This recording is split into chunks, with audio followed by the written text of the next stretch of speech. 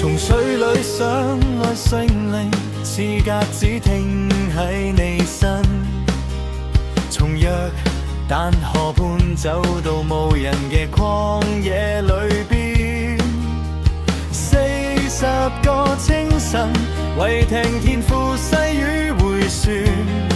身軀雖然飢餓，心靈被真理滋養完全。你走過曠野，成為我前路，每一步勝過試探腳步。你話語似我腳前燈火，令我穿越黑暗迷霧。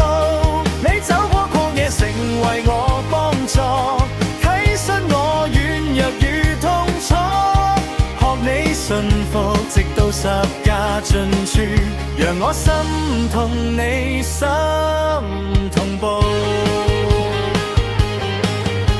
石頭喺腳邊，聲音講要變成手中嘅餅，叫我自己掌權，懷疑天父仲有冇看見。高山嘅視線，萬國榮華閃爍眼前，一句話就擁有代價，卻係跪向別嘅問。你走過曠野，成為我前路，每一步勝過試探腳步。你話語似我腳前燈火，令我穿越黑暗迷霧。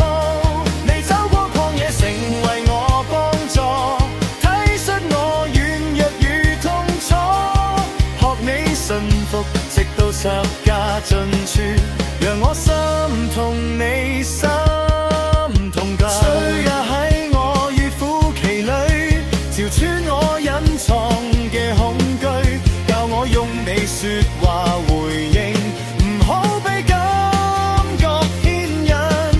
縱然生命走進曠野之地，前路未見水跡，仍相信你早經過我未經歷嘅試煉。你走過曠野，成為我前路，每一步勝過試探腳步。你話語似我腳前燈火，令我穿越黑暗迷霧。你走過曠野，成為我幫助，體恤我軟弱與痛楚，學你順服，直到十架盡處，讓我心同你心